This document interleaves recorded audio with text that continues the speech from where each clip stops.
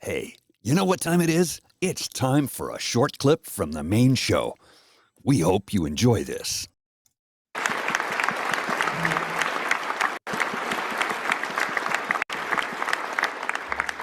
Second, for years, the Americans have demanded we do more in defense.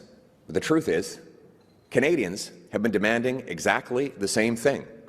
And so I will commit that any extra revenue generated from expanded trade with the United States will go right into our armed forces. We will hit our... Wait, I'm going to stop right there. Expanded trade into the United States? We're not doing that. We're subtracting trade with the United States and trading with Europe. Mm-hmm. And where's How he many going people to miss that? And where's he going to invest all that money from expanded trade with the United States? Well, this is the thing. There is no expansion of trade with the United States. I know. So where's he So going there's to no invest money to all of invest. that money? Yes. So where's he going to invest all of that no money? Nowhere. That's a little bit of doublespeak for you, but it's like expanded trade. We're not expanding trade with I know. the United States. I'm asking you to get out of the pedantic. I know you cannot invest no money nowhere, but where is he saying he's going to invest all of this money that we know is no money, but it says will exist? Into the military. Uh-huh. So zero spending. Zero spending is what it is. It sounds like he's saying something good. For somebody who's not paying attention, they might go, "Oh, well, that's good. We're going to beef up the military." Mm-hmm. No, you can't give them something you don't have. Now, but let's even say that we did have expanded trade with the United States. Mm-hmm. He's going to put all of the money with expanded trade into the military. All of it? This guy has a thing with pre-committing us to stuff. Like his tax cut that he announced is 15%, which is really 1.125% for the first 2 years and then 2.25% after that. But he's already pre-committing the Canadian budget to have an increase of that tax cut 2 years from now, or 3 years from now, I should say, without knowing what the financial conditions are going to be, considering that we're in a time of high instability and unpredictability. You don't want to make a 5-year commitment ahead here. Because if we have expanded trade with the United States, all of it's going to go to the military? Really? Yeah. Because we don't have any other needs, but so you're already taking the foreign aid budget to build that base in Iqaluit, like this, and then you've got that tax cut, which is $7 billion a year for the first 2 years, and then $14 billion.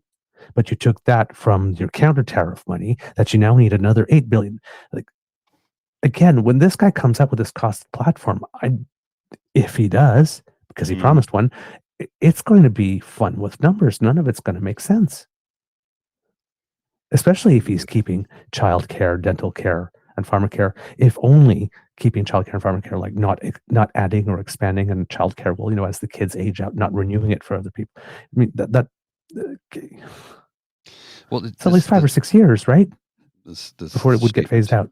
This statement here from Tim McCaffrey: the military is a weird thing. Many soldiers think the Conservatives are better for them, even if spending less historically. Not just soldiers, but CF members, Canadian Forces members.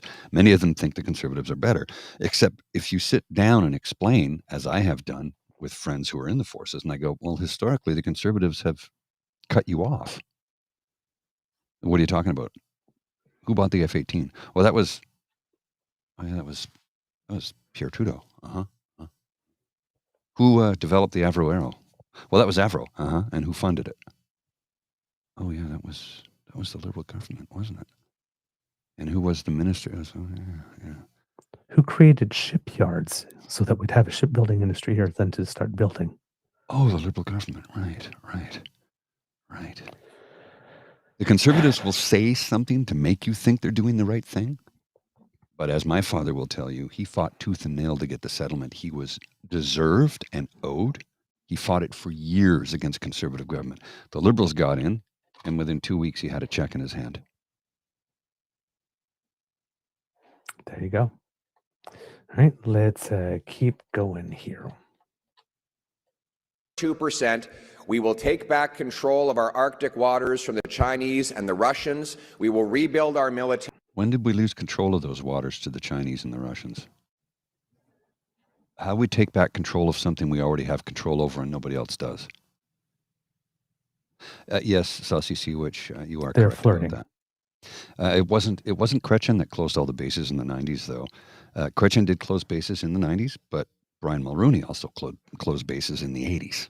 I Yep. know because that's why I moved around as much as I did. My father took a trade that would probably, in a 30-year career, have him move 3 times.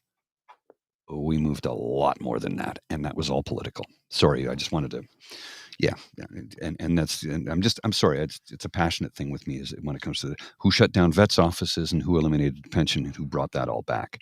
That was the Liberal Party. The Conservatives shut it down. The Liberal Party brought it back. Sorry, I'm going to back this up a little bit because